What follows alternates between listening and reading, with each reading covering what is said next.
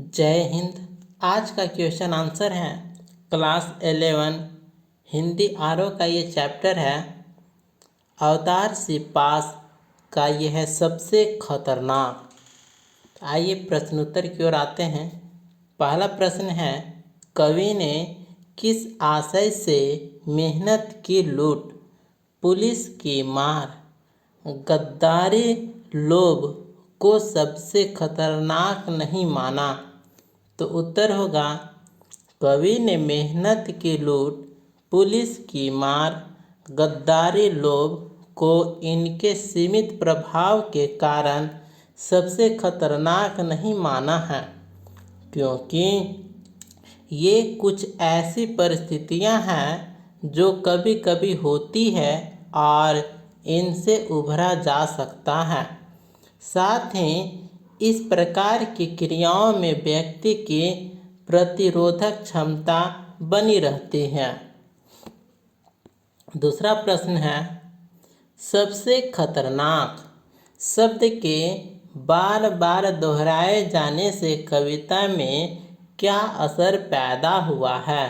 तो उत्तर होगा, सबसे खतरनाक शब्द के बार बार दोहराए जाने से कविता का कथ्य प्रभावशाली ढंग से हमारे सामने उभर कर आता है।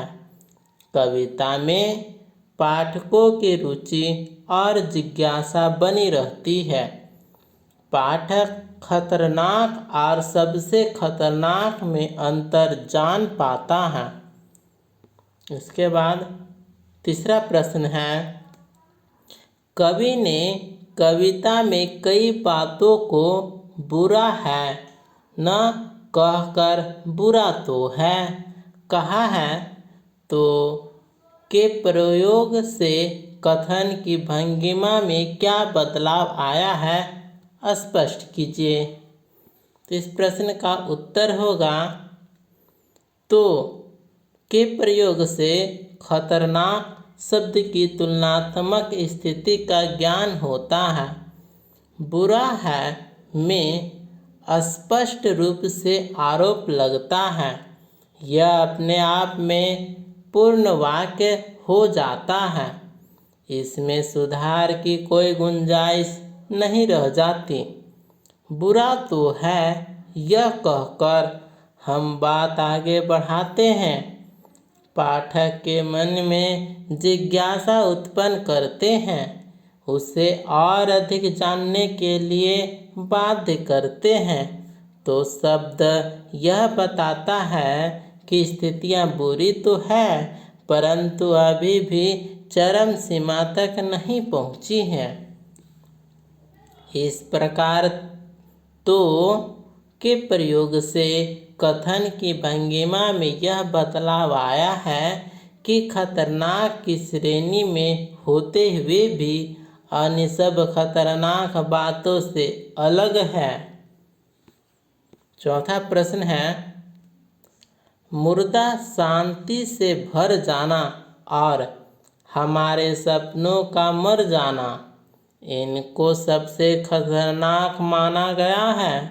आपकी दृष्टि में इन बातों में परस्पर क्या संगति है और ये क्यों सबसे खतरनाक है? तो इस प्रश्न का उत्तर होगा, जब हम निष्क्रिय होकर बेजान की तरह चुपचाप शांति से अन्याय अत्याचार को सहन करते जाते हैं, तब हम मुर्दे जैसी स्थिति में आ जाते हैं। ऐसी तटस्थता निश्चय ही खतरनाक होती है।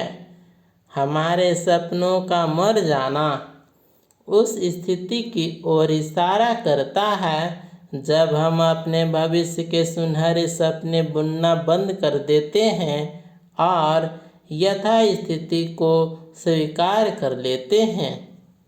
ये दोनों की स्थितियां सबसे खतरनाक होती है और एक जैसी ही हैं। इसके बाद पांचवा प्रश्न होगा, सबसे खतरनाक वह घड़ी होती है आपकी कलाई पर चलते हुए भी जो आपकी निगाह में रुकी होती है। इन पंक्तियों में घड़ी शब्द की व्यंजना से अवगत कराइए। तो यहाँ पर उत्तर होगा उपयुक्त पंक्तियों में घड़ी शब्द जीवन की गति से संबंध है। जिस प्रकार घड़ी चलती रहती है, ठीक उसी प्रकार जीवन भी प्रगतिशील होना चाहिए। वह समय सबसे खतरनाक होता है जो आगे बढ़ने के स्थान पर एक बिंदु पर आकर रुक जाता है। इसके बाद छठे प्रश्न की ओर आते हैं। प्रश्न है, वह चांद सबसे खतरनाक क्यों होता है जो हर हत्याकांड के बाद आपकी आँखों को मिर्चों की तरह नहीं गड़ता है? तो उत्तर होगा, चांद सौंदर्य का प्रतीक माना जाता है, परंतु किसी भी हत्याकांड के बाद कोई भी सौंदर्य का रसास्वादन नहीं करना चाहता।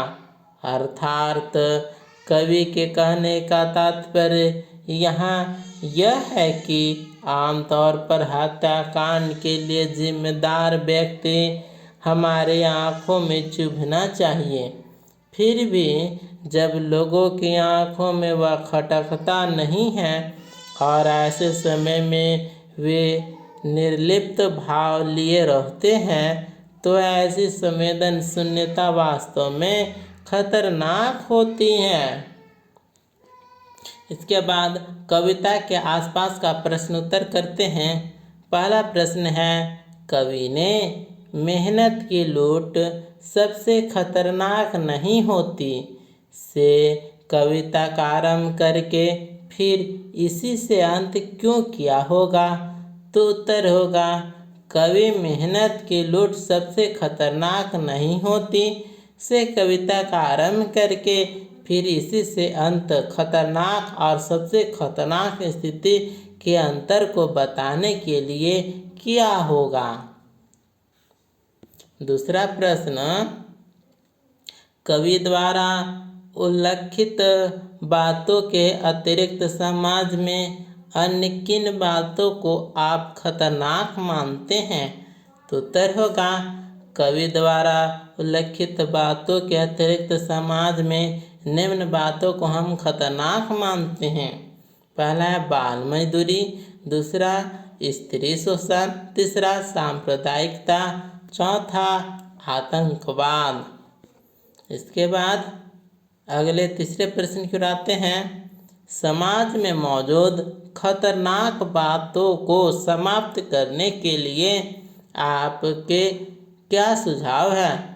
तो उत्तर होगा, हम समाज में मौजूद खतरनाक बातों को समाप्त करने के लिए हमारे कुछ सुझाव हैं। पहला, घटनाओं के प्रति संवेदनशील बनना, दूसरा जागरूकता फैलाना, तीसरा धार्मिक भावनाओं से ऊपर उठना, चौथा पुलिस, सरकार और जनता की आपसी भागीदारी। इसी प्रकार से यह चैप्टर यहीं पर कंप्लीट होता है। मिलते हैं अगले वीडियो में। धन्यवाद।